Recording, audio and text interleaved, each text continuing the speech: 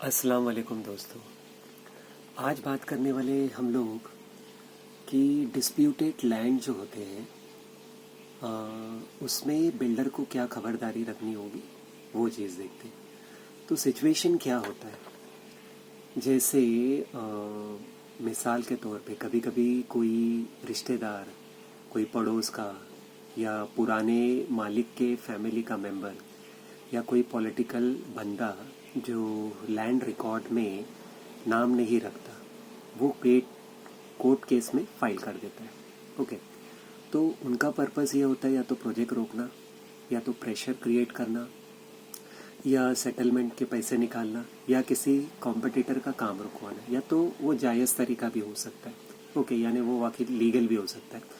जैसे मिसाल के तौर पे समझ लो वो जो प्रॉपर्टी ओनर है, अगर उसकी कोई वाइफ रहेगी जो फैमिली को नहीं बताया होगा, दूसरी है वगैरह, तो वो आ सकती है, या फिर और ऐसी कोई चीज़ें रहेगी जो सिचुएशन क्रिएट कर सकती है। ओके, तो इसमें अगर भले ही ऐसे लोगों का जब रिकॉर्ड में कोई हक नहीं है, केस फाइल करना तो अलाउड है।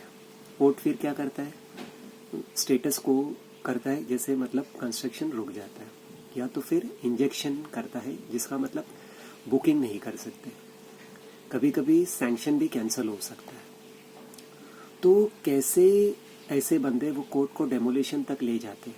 जैसे वो लोग ये तरह के केसेस फाइल करते हैं, जैसे सिविल सूट ओनरशिप के लिए कोर्ट बोल सकती है जो चल रहा है वही रखो मगर कंस्ट्रक्शन स्टॉप करो, या फिर स्टे या इंजेक्शन सूट करते हैं, काम रोकना पड़ता है, या फिर कॉरपोरेशन की कंप्लेंट होती है, स्टॉप वर्क नोटिस आ जाता है, फिर हाई कोर्ट की रेट रहती है, जैसे फास्ट स्टे मिल सकता है, पुलिस कंप्लेंट चली जाती है कभी चीटिंग और फ्रॉड के नाम पे, तो बिल्डर को डर और प्रेशर मिलता है। तो अगर डॉक्यूमेंट्स कमज़ोर हो तो कोर्ट डेमोलिश या स्टॉप का ऑर्डर दे सकती है। तो बिल्डर को क्या खबरदारी रखनी होगी, कम से कम टाइटल सर्च रिपोर्ट है ना जो रहता है, वो कम से कम 30 साल का होना चाहिए। जैसे चेक करो सेल के पूरे डेट चेन चेक करो, 7/12 फेरफार, म्यूटेशन एंट्रीज, इनक्यूबरेंस सर्टिफिकेट, लोन है कि नहीं वगैरह जो भी है, और एक अच्छा टाइटल एडवोकेट रखो, कोई भी एडवोकेट नहीं। फिर दूसरा होता है कि न्यूज़पेपर में जो है ना पब्लिक नोटिस पब्लिश करो, परचेज करने के पहले और कंस्ट्रक्शन शुरू करने के पहले, कि इस प्रॉपर्टी पे किसी का कोई क्लेम हो तो 15 दिन में बताए, अगर कोई नहीं आता तो लीगल प्रोटेक्शन आपको मिल जाता है। ओके, तो ये चीज़ आपको रखनी होगी।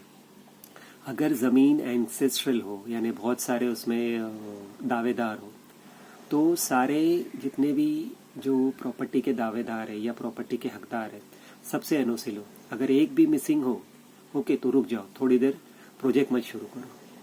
फिर क्या करो, गवर्नमेंट सर्वेवर है उससे मेजरमेंट लगो, बाउंड्री गलत निकला या जो भी है सारी चीज़ें ये करो, तो केस ऑलमोस्ट पक्का रहेगा। फिर अप्रूवल 100% हो, परफेक्ट हो, जैसे सैंक्शन प्लान हो आपका, कमेंसमेंट सर्टिफिकेट हो, फिर एनए ऑर्डर हो, fire, airport, EC, lift, NOC जो भी चाहिए आपको।